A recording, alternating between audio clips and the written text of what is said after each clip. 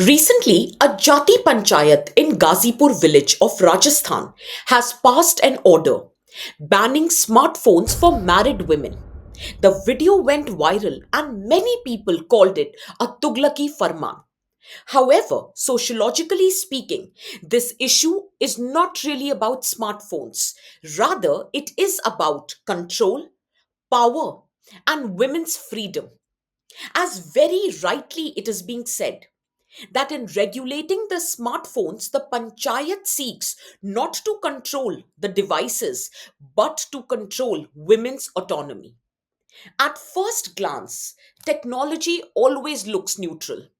But in reality, when women are gaining access to smartphones, do you realize they are also gaining access to information, communication, and social network?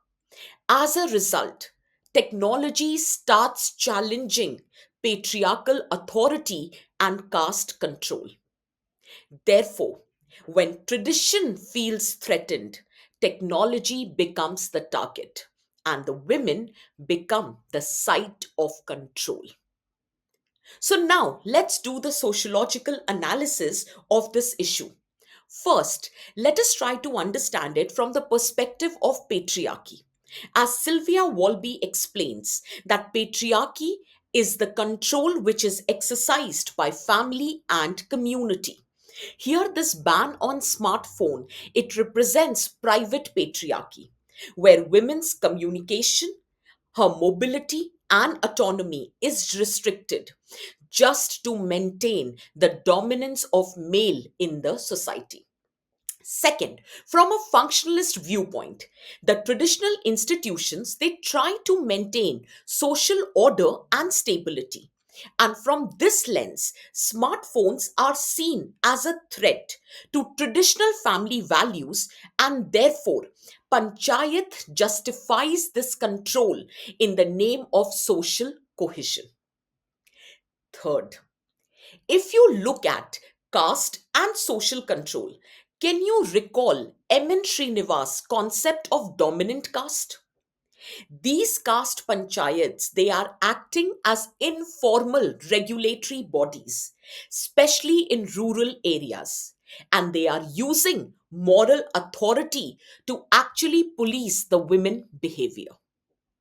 Similarly, Nandini Sundar also highlights how these caste panchayats they are functioning as a parallel legal system, and these institutions they often bypass constitutional rights, and always they are affecting the marginalized section, including women. Further, you can also use Dipankar Gupta, how, according to him, women are given a ritual status as honor bearers, but the real power is always with men. This symbolic respect is also used to justify the restriction on women's freedom. Last, from the modernization perspective, as Yogendra Singh explains this as an example of selective modernization. Here, technology enters the society, but social values do not change. So, economic and digital progress happens, but without social liberalization.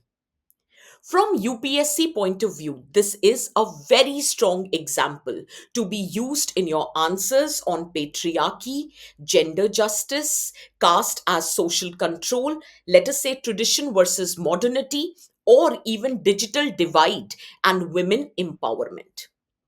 Please remember, whenever tradition fears autonomy, it does not confront the ideas directly.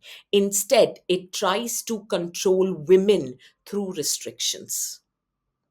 So, I hope you liked the sociological analysis of the current issue. So, on this note, please do write us in the comment box that on what all current topics would you want us to provide you the sociological analysis. Till then, stay blessed and happy learning.